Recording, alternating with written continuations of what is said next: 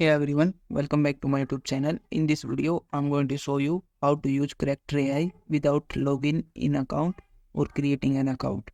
So first thing you need to do is open up any web browser and then simply open character.ai website. And once you open it, it will give you a prompt, something like that, create an account. So you can simply close it and then use this website without creating an account. But keep in mind that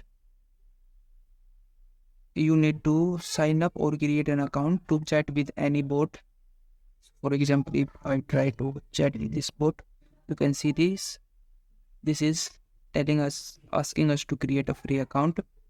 You can simply create an account. It is very easy to do. Simply, you can create your account with Google or your Apple ID, or you can use simply email or any temp email to create character AI, character AI account. So that's it. If you found this video helpful, please like this video and subscribe to my channel.